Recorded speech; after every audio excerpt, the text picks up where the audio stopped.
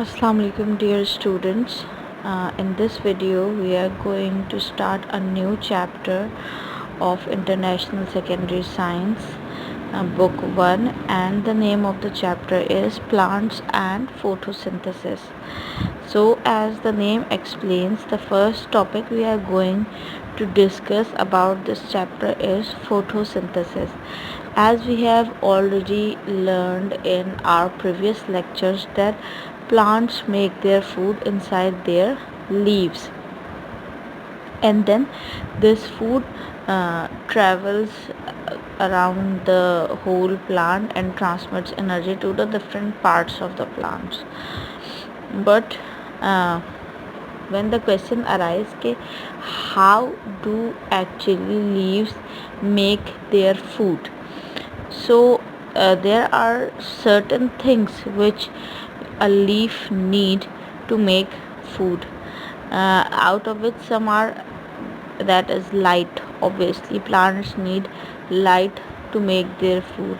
A leaf need light to make their food. A leaf need water to make their food. And there is a green colored substance that is known as chloroplast, which is present inside a leaf, which give leaves its green color. जो leaf का green colour होता है, जो हम ऊपर देखते हैं ना कि लीफ ग्रीन कलर का है, वो इस वजह से होता है क्योंकि every leaf has a green colored substance inside them which is known as chloroplast, and this chloroplast help leaf to make their food. अब क्या होता है कि बहुत सारी चीज़ों का कॉम्बिनेशन बनता है, जैसे कि वाटर और मिनरल्स, ये रूट से आते हैं. हम सॉइल में वाटर डाल देते हैं तो ये वाटर और मिनरल्स जो है वो प्लांट्स की रूट्स से आते हैं और फिर ये लीव्स में चले जाते हैं. इसी तरह लाइट एनर्जी जो है वो सन से मिलती है लीफ को, तो फिर ये वाटर, मिनरल्स, लाइट और ये क्लोरोप्लास्ट एक साथ मिलते हैं और फिर ये फूड प्रोड्यूस करता है. ये एक फोटोसिंथेसिस का प्रोसेस होता है जिससे ये फूड प्रोड्यूस करते हैं लीव्स. और वो फूड कैसे प्रोड्यूस करते हैं? In the form of glucose. ठीक है, तो ये ग्लूकोज जो है एनर्जी को स्टोर करता है और फिर ये रिस्पायरेशन के थ्रू, जो प्लांट का एक प्रोसीजर होता है ना कि रिस्पायरेट करते हैं, जैसे हम रिस्पायरेट करते हैं तो हम ऑक्सीजन टेक इन करते हैं, कार्बन डाइऑक्साइड टेक आउट करते हैं, गिव आउट करते हैं. इसी तरह प्लांट्स जो है वो कार्बन डाइऑक्साइड टेक इन लेता है और ऑक्सीजन गिव आउट करता है. ठीक है, तो इसी तरह जो प्लांट के जो सेल हैं उनको जो एनर्जी मिलती है, ग्लूकोज हेल्प करता है ताकि प्लांट रिस्पायरेशन कर सके, और रिस्पायरेशन के थ्रू प्लांट के डिफरेंट सेल को क्या मिलती है? एनर्जी मिलती है. और ग्लूकोज के थ्रू ही प्लांट जो है वो नया सेल भी प्रोड्यूस करता है. ठीक है, एक तो ग्लूकोज क्या हेल्प करता है कि प्लांट को रिस्पायरेट करने में हेल्प करता है. दूसरा ये कि ग्लूकोज जो ये प्लांट ने, जो लीफ ने फूड बनाया है, ग्लूकोज, इसके थ्रू प्लांट के जो सेल हैं ये नए सेल भी बनते हैं जिससे प्लांट का बायोमास इंक्रीज़ होता है. ठीक है, अच्छा, और इसी प्लांट के बायोमास इंक्रीज़ होने की वजह से दुनिया में जितने भी एनिमल्स हैं वो अलाइव हैं. और ये जो हमारा पूरा का पूरा प्रोसेस है ना लाइफ साइकिल का, ये इसी वजह से चल रहा है. अब ये कैसे लिंक करते हैं इसको कि कैसे, मतलब प्लांट की लाइफ से हमारी लाइफ का क्या ताल्लुक़?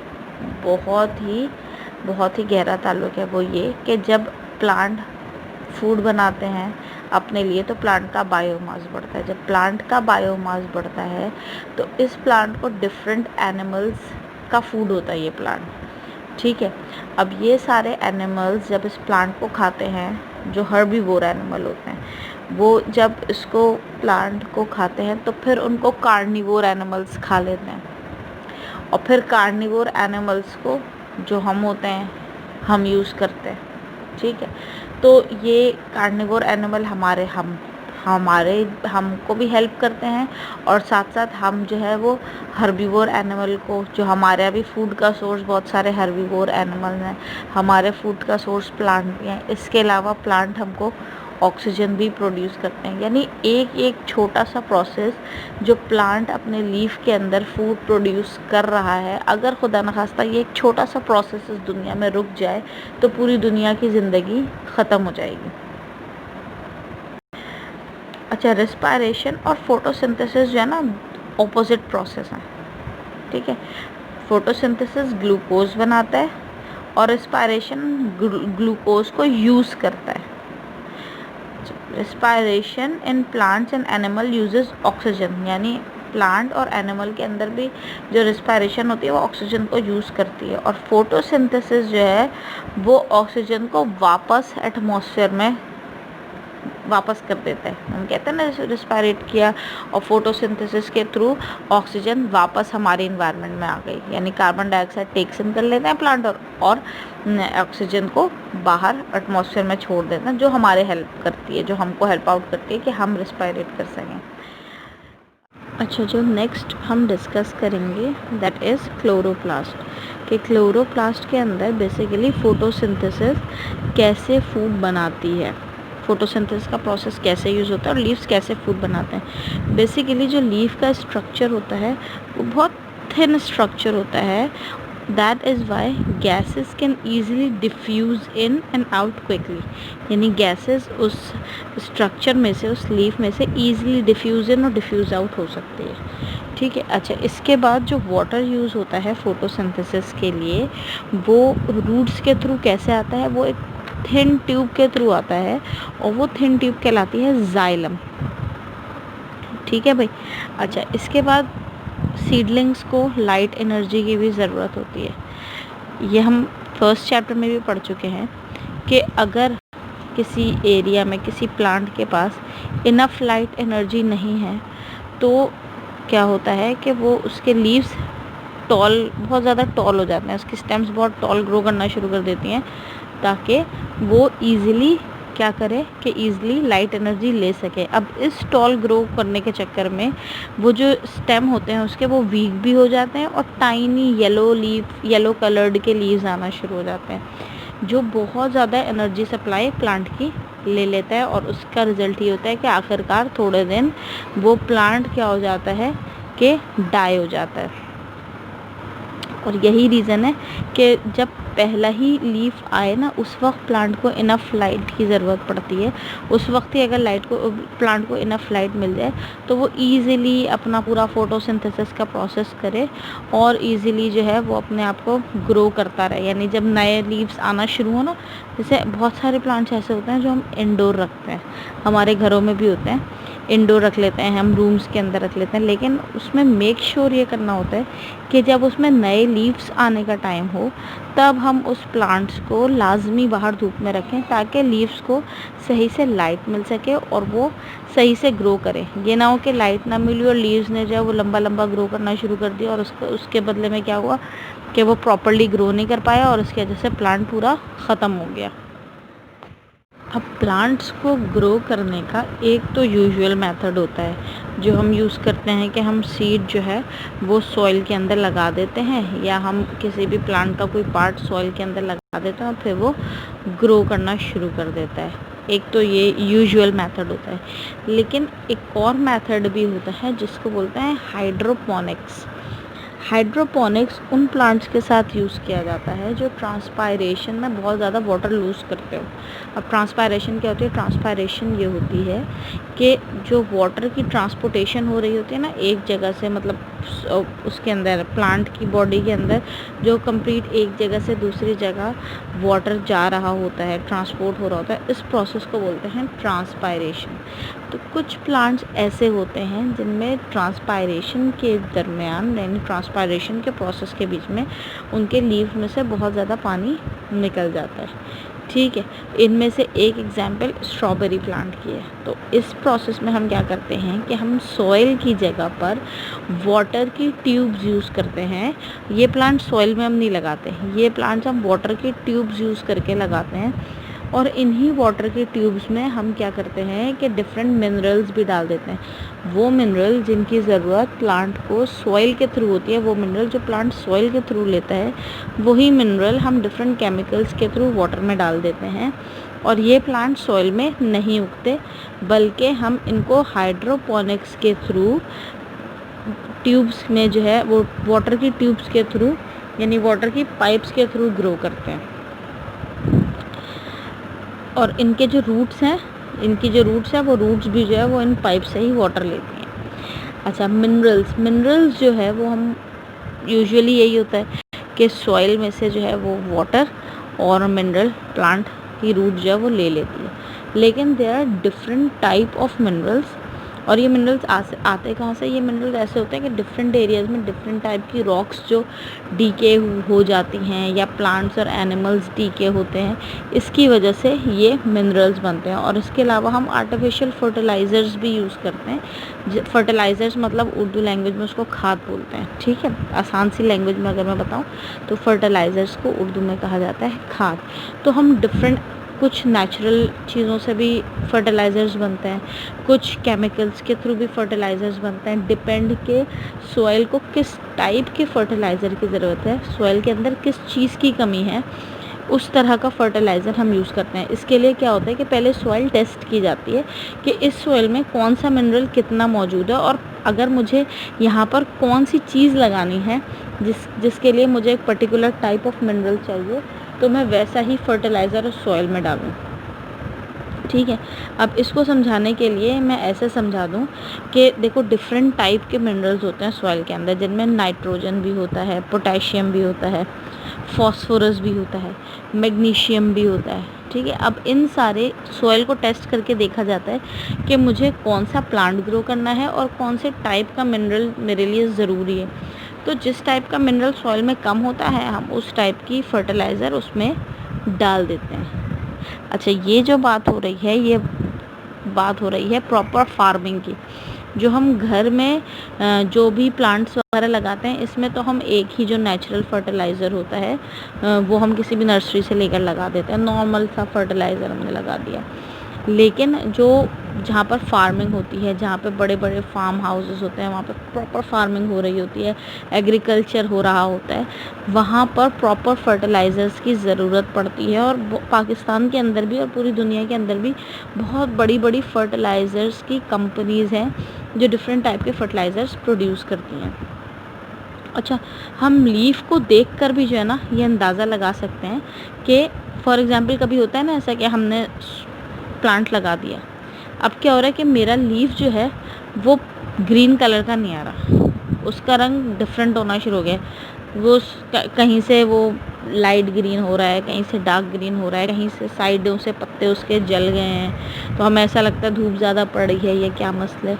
नहीं, उसमें प्रॉब्लम ये होती है कि डिफरेंट सॉइल में जब फर्टिलाइजर्स की कमी हो जाती है ना, तो वो लीव्स को देखकर भी पता चल सकता है। जैसे कि एक हेल्दी लीफ पूरा ग्रीन कलर का होगा, लेकिन एक ऐसा लीफ जिसके साइड से थोड़ा ब्राउन कलर हो जाता है ना, जिसको देख के लगता है साइडों से जैसे पत्ते जल गए हैं, लेकिन वो पत्ते जले नहीं होते, वो सारे पत्तों की साइडें जो है ना वो ब्राउन, डार्क ब्राउन या डार्क रेड कलर की हो जाती हैं।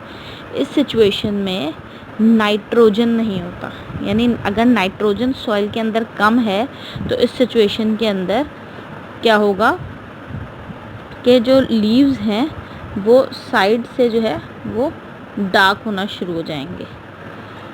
अच्छा, इसके बाद है अगर पोटेशियम नहीं है तो पोटेशियम में साइड से लीव्स भी डार्क हो जाएंगे और आहिस्ता आहिस्ता लीफ डिसकलर भी हो जाएगा, यानी डार्क ग्रीन से वो लाइट ग्रीन हो जाएगा। इसी तरह अगर फॉस्फोरस नहीं है तो साइडों से तो लीफ को कुछ नहीं होगा, लेकिन लीफ पूरा का पूरा डिसकलर हो जाएगा, स्पेशली बीच में से जो बीच की बड़ी वाली वेसल जा रही होती है ना, वहाँ से लीफ डिसकलर हो जाएगा। और अगर आपके पास मैग्नीशियम नहीं है, यानी सॉइल के अंदर अगर मैग्नीशियम की कमी है, तो आपके लीफ के अंदर छोटे छोटे स्पॉट्स पड़ जाएंगे, कहीं से लाइट कलर का होगा, कहीं से डार्क कलर का होगा, कहीं से लाइट ग्रीन, कहीं से डार्क ग्रीन। तो ये जो है वो हमें बताता है कि लीफ का कलर देख के हम ये अंदाज़ा लगा सकते हैं कि सॉइल के अंदर किस चीज़ की, किस एलिमेंट की, किस मिनरल की कमी है। अच्छा, अब जल्दी से हम ये भी देख लेते हैं कि नाइट्रोजन, फॉस्फोरस, पोटेशियम, मैग्नीशियम ये हेल्प क्या करते हैं। नाइट्रोजन का वर्क क्या होता है? नाइट्रोजन जो मिनरल है वो क्या हेल्प करता है? ये हेल्प करता है कि प्रोटीन्स बनाता है, और ये हेल्प करता है कि प्लांट जो है वो न्यू सेल्स बना सकें, ताकि उनका जो साइज़ है, जो उनका बायोमास है, वो इंक्रीज़ हो जाए। इसके बाद हमारे पास है नेक्स्ट पोटेशियम। पोटेशियम जो है वो यूज़ होता है फोटोसिंथेसिस और रेस्पिरेशन के बीच में, ठीक है। इसके बाद है फॉस्फोरस।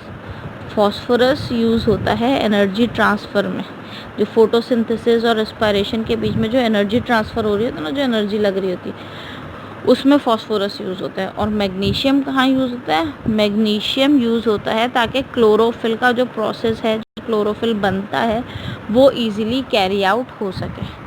तो ये थे जो इसेंशियल मिनरल्स। अच्छा, इसके सिर्फ ऐसा नहीं है कि यही सिर्फ मिनरल्स हैं जो यूज़ होते हैं, इसके अलावा भी बहुत सारे मिनरल्स हैं जो यूज़ होते हैं, जो डिफरेंट फर्टिलाइज़र्स की फॉर्म में हम डालते हैं। इसके अलावा अच्छा, डिफरेंट फर्टिलाइज़र्स की फॉर्म में मिनरल्स भी डालते हैं। इसके अलावा कभी कभार ऐसा भी होता है कि हमारे जो एग्रीकल्चर जहाँ पे लोग कर रहे होते हैं, उनके प्लांट्स के ऊपर डिफरेंट तरह के एनिमल्स और इंसेक्ट्स का अटैक हो जाता है। तो इन इंसेक्ट्स से बचाने के लिए भी कुछ चीज़ें, कुछ मिनरल्स और कुछ केमिकल्स स्प्रे किए जाते हैं ताकि इन इंसेक्ट्स को भी ख़त्म किया जा सके और प्लांट्स को नुकसान भी ना पहुँचे। Now there is another topic के रूट्स जो है वो मिनरल्स को यूज़ कैसे करते हैं। ठीक है, रूट्स मिनरल्स को कैसे यूज़ करते हैं। तो जो यूजुअल प्लांट्स होते हैं उनमें रूट्स जो यूज़ करते हैं मिनरल्स को, वो ऐसे करते हैं कि रूट्स सॉइल में से वाटर और मिनरल्स दोनों एक्सट्रैक्ट करते हैं और फिर ये ट्रेवल करके लीव्स तक चले जाते हैं। जाइलम के थ्रू ये ट्रैवल करते हैं, लीव्स तक जाते हैं।